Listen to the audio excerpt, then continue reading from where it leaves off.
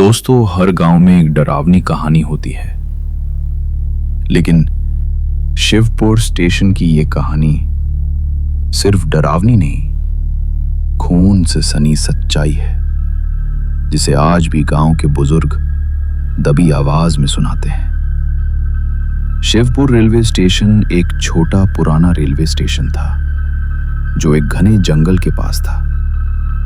आखिरी ट्रेन रात 10 बजे आती और उसके बाद रास्ता सुनसान हो जाता। कोई भी उस समय अकेले स्टेशन से घर जाने की हिम्मत नहीं करता, लेकिन हमेशा से ऐसा नहीं था। 30 साल पहले की बात है। शांति नाम की एक खूबसूरत और सीधी सादी लड़की इसी गांव में रहती थी। वो सप्ताह में एक बार शाम को स्टेशन जाती थी, अपने मंगेतर अजय को लेने। अजय शहर में नौकरी करता था और हफ्ते में एक बार वो शांति से मिलने आता था।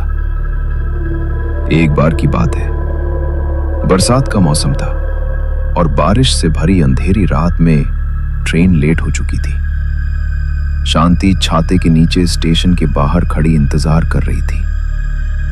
तभी गांव के कुछ शराबी लड़कों ने उसे अकेला देखकर घेर लिया। उन्होंने शांति पर बुरी नजर डाली, उसे जबरदस्ती जंगल की ओर घसीटा और जबरदस्ती की उसकी चीखें जंगल में गूंजती रहीं, लेकिन कोई मदद करने वाला नहीं आया। अगली सुबह स्टेशन के पास झाड़ियों में उसकी लाश मिली, साड़ी फटी हुई, चेहरा जला हुआ। लेकिन सबसे डरावनी बात यह थी कि उसकी आंखें खुली थीं, जैसे मनु वो बदला लेना चाह रही हो। उसके हत्यारों को सजा नहीं मिली, लेकिन एक एक कर वे सभी रहस्यमयी तरीके से मरने लगे। कोई ट्रेन से कट गया, कोई पेड़ से लटका मिला और एक का शव अधजली हालत में जंगल में पड़ा मिला।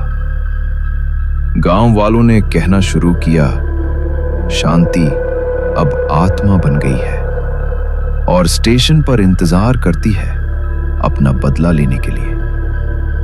शिवपुर स्टेशन आज भी वही है, लेकिन लोग रात की आखिरी ट्रेन से उतरने से कतराते हैं।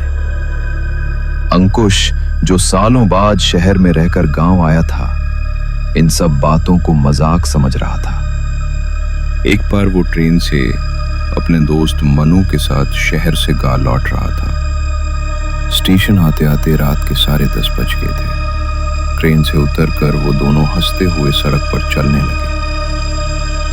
रास्ता सुनसान था। जंगल झींगुरों और अन्य कीड़ों की सीटियों से गूंज रहा था। हवाएं तेज चल रही थी। तभी अंकुश ने देखा, सामने रास्ते के बीचों बीच एक महिला खड़ी है, सफेद साड़ी में, झुकी हुई गर्दन, बाल बिखरे और हाथ में एक छोटा बैग। मैडम, आपको लिफ्ट चाहिए क्या? मनु ने मजाक किया, क्योंकि भूत वाली बात को वो मजाक समझ रहा था। औरत ने सिर उठाया। उसकी आंखें लाल थीं, होठ मीले और चेहरा वैसा नहीं था जैसा इंसानों का होता है। अचानक दोनों के अंदर दहशत फैल गई। दोनों डर के वहां से भागने लगे, लेकिन कुछ ही पलों में वो औरत उनके सामने फिर आ खड़ी हुई। अब इतनी जल्दी क्यों? घर तक साथ चलो, उसकी आवाज गूंजती रही।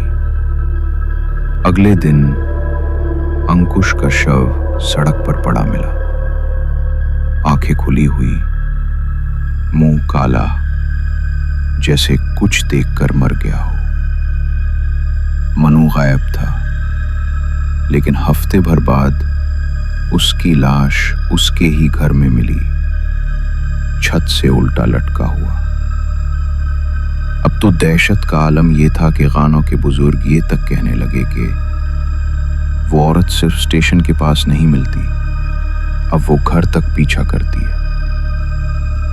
कुछ रिपोर्ट्स में बताया गया कि लोग अगर उस औरत को लिफ्ट दे दें या बात कर लें, तो वो उनके साथ घर तक चली जाती है। पहले कुछ दिन सब ठीक रहता है, फिर घर में अजीब घटनाएं होती हैं। शीशे में चेहरा खुद का नहीं दिखता, दरवाजे खुद ब खुद खुलते हैं, रात को कोई बिस्तर के नीचे से सांस लेता है, और एक दिन सब खत्म हो जाता है। रामू काका उस स्टेशन के पुराने गार्ड हैं। उन्होंने खुद उस औरत को देखा है। वो कहते हैं, एक रात मैं स्टेशन से अपना शिफ्ट खत्म करके रूम पे जा रहा था। देखा एक लड़की अकेली बैठी सफेद साड़ी में। मैंने पूछा, बिटिया इतनी देर से क्यों बैठी हो? वो बोली, मैं अपने होने वाले पति का इंतजार कर रही हूँ, ट्रेन देर हो गई है। रामू काका को कुछ अजीब लगा, लेकिन उन्होंने ध्यान नहीं दिया। सुबह जब उन्होंने कैमरा देखा तो उसमें कुछ नहीं था। वो बेंच खाली थी पूरी रात। गांव वालों ने इससे निजात पाने के लिए अब वे लोग हर रात स्टेशन और उस सड़क पर दीप जलाते हैं। माना जाता है कि वो उजाले से दूर रहती है। कुछ लोग कहते हैं शांति की आत्मा अब भी अपने प्रेमी अजय के इंतजार में स्टेशन पर आती है, हर रोज।